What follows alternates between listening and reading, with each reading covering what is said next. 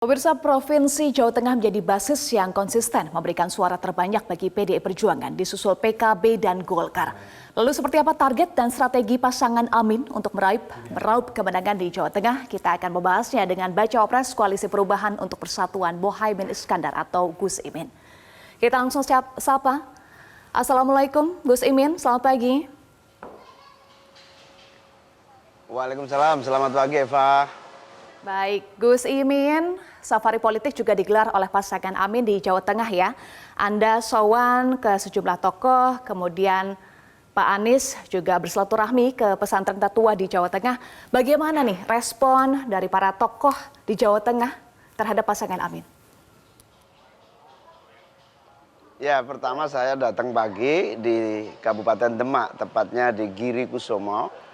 Langsung disambut oleh Kiai Munif, adalah guru saya, pembimbing saya, sekaligus pimpinan ratusan ribu umat di Jawa Tengah. Lalu dari Demak saya meluncur ke Kudus, sempat sowan kepada Kiai Ulin Nuha, pengasuh pondok pesantren Nyambuul Quran. Nyambuul Quran ini pesantren Al-Quran tertua di Jawa Tengah, punya alumni dan santri menyebar di seluruh Indonesia. Dan Kiai Ulin adalah salah satu kiai sepuh yang ada di Jawa Tengah. Alhamdulillah Kiai Ulin memberikan doa, restu dan tentu saja sinyal-sinyal bahwa pasangan ini insya Allah diterima dari seluruh kalangan masyarakat di Jawa Tengah. Khususnya warga Nahdien dan Ahlus Sunnah wal Jamaah dan warga bangsa pada umumnya. Lalu saya disambut juga oleh Kiai Ulil Albab. Beliau adalah Rois Syuriah PCNU Kabupaten Kudus, sekaligus beserta seluruh jajaran PCNU Kabupaten Kudus yang merupakan kiai-kiai yang berpengaruh di Jawa Tengah. Alhamdulillah dari situ saya semakin optimis, yakin, dan kemudian saya sowan di acara haul Kiai Bashir Al-Maghfurlah, ya, diterima oleh putra beliau yang selama ini memang menjadi pendamping bagi kami para pejuang politik Ahlussunnah wal Jamaah, yaitu Kiai Badawi. Kiai Badawi pemimpin pengamal Dalailul Khairat yang diikuti oleh ratusan ribu pengikut, bahkan jutaan di tanah air.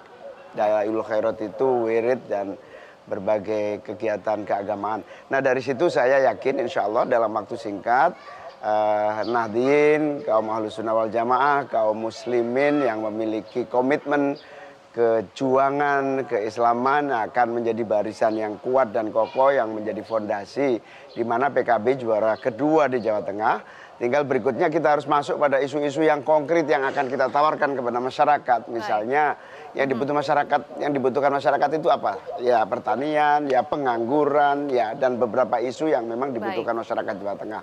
Melalui itu saya kira kita bisa mengejar PDIP yang terlalu kuat di Jawa Tengah. Baik, Gus Imin, Anda sampaikan ada doa, kemudian ada sinyal-sinyal positif ya dari sejumlah kiai sepuh di Jawa Tengah. Ada pesan khususkah dari kiai sepuh di Jawa Tengah untuk pasangan Amin? Ya, beliau selain memberikan dukungan, memberikan berbagai agenda perjuangan. Saya kira setelah saya dengarkan hampir mirip-mirip semualah. Beliau menitipkan akidah Ahlussunnah wal Jamaah, bagaimana agar ajaran-ajaran Ahlussunnah wal Jamaah yang berporos kepada mabadi' khairu ummah, yang berporos pada maqasidus syariah, menjaga keturunan yang baik, menjaga keluarga yang maslahah, menjaga apa yang disebut sebagai pemeliharaan kekayaan alam, kekayaan sumber daya, kekayaan pribadi, menjaga hifdzuddin, menjaga keyakinan agama, menjaga lingkungan, juga menjaga persatuan dan kesatuan yang intinya politik Ahlussunnah wal Jamaah dan Nahdlatul Ulama harus dijaga dengan kuat. Beliau khawatir dikiranya saya ini berpihak kepada teman-teman yang radikal. Akhirnya saya jelaskan, tidak ada keberpihakan apapun pasangan Amin kepada kelompok-kelompok yang berbeda dengan Pancasila dan Undang-Undang Dasar 45. Kalau dukungan dari berbagai kalangan latar belakang, malah saya bisa menjelaskan banyak sekali warga Nahdien yang tidak tersapa sehingga saluran politiknya disalahpahami. Hari ini banyak sekali warga NU, warga Nahdien yang selama ini dianggap radikal, yang selama ini dimusuhi, ternyata kesalahpahaman saja. Pada dasarnya titipan para kiai-kiai itu bisa saya pahami dengan baik, dan saya menjamin bahwa Mas Anies ini adalah bagian duit tunggal yang tidak terpisahkan dengan saya, dan mereka ingin jangan terjadi pasangan presiden dan wakil presiden ke depan justru jalan sendiri-sendiri. Itu titipan beliau. Iya. Gus Imin, dukungan dari sejumlah tokoh ini inline juga ya dengan elektabilitas pasangan Amin di Jawa Tengah. Saya bacakan ada salah satu lembaga survei yang menyatakan bahwa elektabilitas pasangan Amin ini meningkat pada periode Agustus-September dari sebelumnya 8,3% menjadi 14,4%. Bagaimana pasangan Amin melihat tren positif ini? Ya, saya sangat bersyukur ya. Teman-teman saya, sahabat-sahabat saya, kader-kader saya, juga para pecinta Ahlus Sunnah wal Jamaah, juga masyarakat Jawa Tengah menyambutnya dengan penuh antusias, di mana kategori ingin perubahan ini, perubahan nasib ya, terutama ingin merubah dari kesulitan hidup, sulit cari pekerjaan, pupuk yang langka. Rata-rata pertemuan saya dengan beliau-beliau, masyarakat juga tokoh-tokoh, rata-rata problem pertanian dan pengangguran ini kemudian dititipkan kepada pasangan Amin. Dan kami menyambut dengan baik, bahkan kami memberikan jawaban-jawaban alternatif agar ada perubahan nasib, agar ada perubahan perolehan pendapatan para petani, ada kemudahan mencari kerja. Ini yang akan menjadi konsentrasi saya sama Mas Anies, mencari formula agar kaum muda yang jumlahnya besar ini bagaimana lulus S1 betul-betul memiliki kesiapan dan langsung diterima bekerja dengan cepat. Pemerintah memiliki proyek besar untuk membuka lapangan kerja sebanyak-banyaknya. Intinya perubahan itu adalah perbaikan nasib dari keadaan hari ini untuk menjadi lebih baik. Lebih baik itu apa? Tidak nganggur lagi, pendapatan petani tinggi.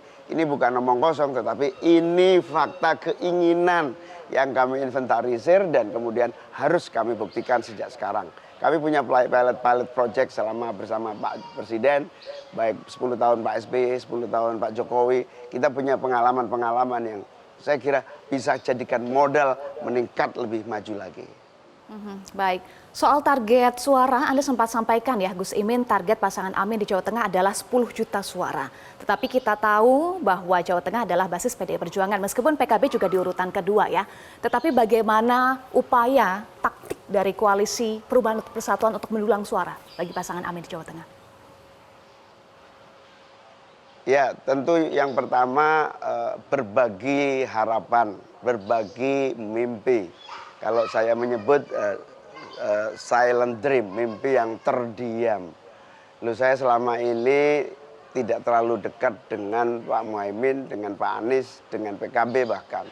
Tapi saya harus tahu apa maunya. Nah, yang kita harus jelaskan adalah apa yang menjadi keinginan koalisi Amin ini, yaitu bagaimana masyarakat Jawa Tengah hope-nya, silent hope-nya, mimpi terpendam, tidak hanya ideologi, doktrin, tidak hanya slogan-slogan, tetapi realitas konkret yang harus diberikan tawaran maupun jawaban. Yang kedua, hari ini masyarakat sudah, apalagi kaum muda jumlahnya sangat besar, mulai berpikir rasional. Tawaran-tawaran Mas Anies, tawaran-tawaran koalisi Amin ini, itu saya kira mulai bisa diterima sebagai alternatif jawaban atas kebuntuan. Misalnya bagaimana sih begitu sulitnya mendapatkan pupuk dan bibit yang memadai. Bagaimana sih sulitnya pendidikan yang mahal.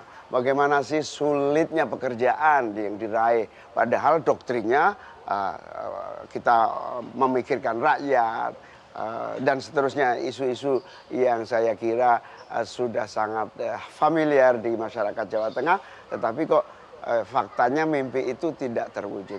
Ini yang disebut silent hope, harapan perubahan yang insya Allah gairahnya luar biasa. Saya di mana-mana disambut dengan sangat gegap gempita. Insya Allah ini kebangkitan baru ya pemilih Jawa Tengah untuk menentukan nasibnya. Silent Hope tadi disampaikan oleh sejumlah pihak ya untuk pasangan Amin. Jawabannya apa nih untuk Silent Hope itu? Mungkin boleh dijabarkan beberapa hal yang disampaikan oleh sejumlah tokoh kepada pasangan Amin. Ya, kalau pertanian nggak ada jalan lain. Pengusaha nggak akan ada yang mau bantu pertanian. Pertanian juga nggak akan ada solusi tanpa pemerintah turun tangan. Pemerintah punya duit, pemerintah punya perangkat, pemerintah punya perusahaan, pemerintah punya kekuatan hierarkis yang kokoh. Jadi pemerintah harus membuat perusahaan raksasa di bidang pertanian, membantu percepatan produksi terutama pangan dengan cara kerja perusahaan raksasa.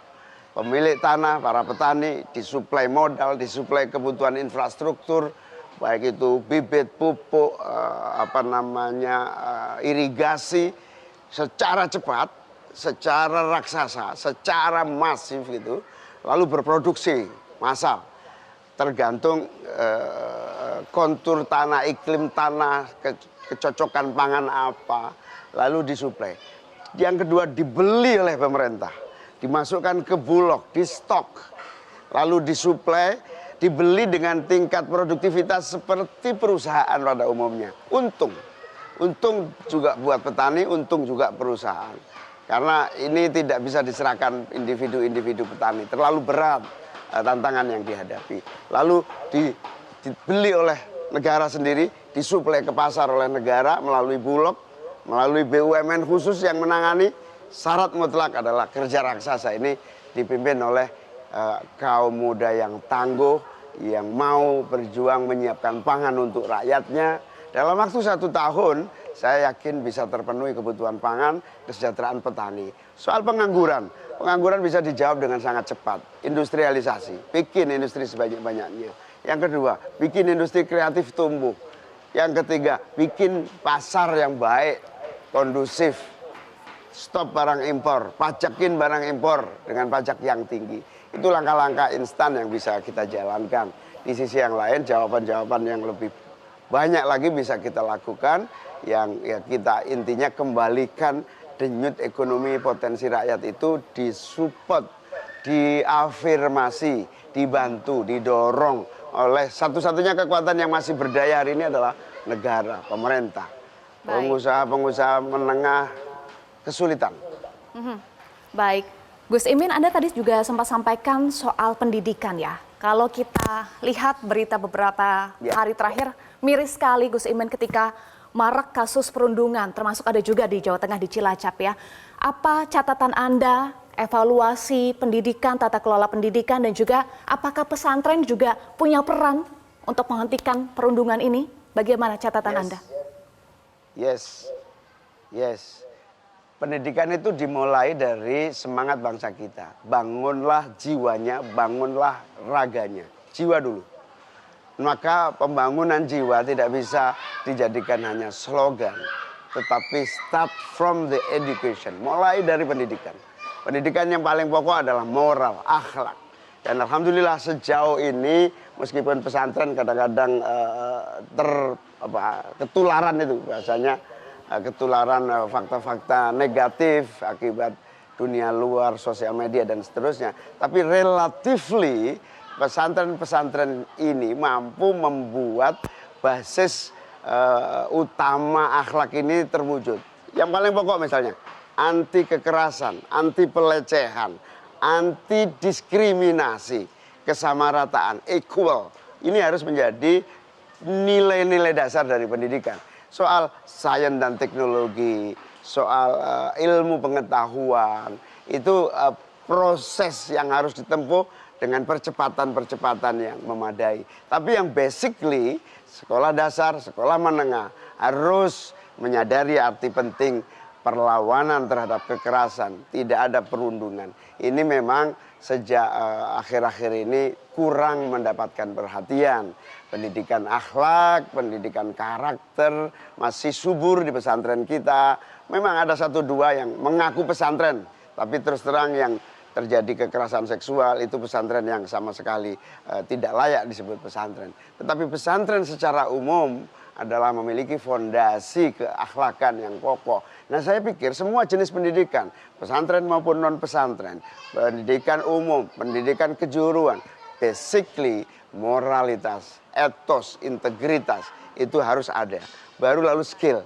Sehingga insya Allah dengan skill yang memadai, siap bersaing, siap kompetitif, tidak ada korban. Ya, moralitas, etos, dan juga skill. Terima kasih Bacawa Pres 2024, Mohaimin Iskandar sudah bergabung bersama kami di Selamat Pagi Indonesia. Assalamualaikum, Gus Imin. Terima kasih. Selamat pagi.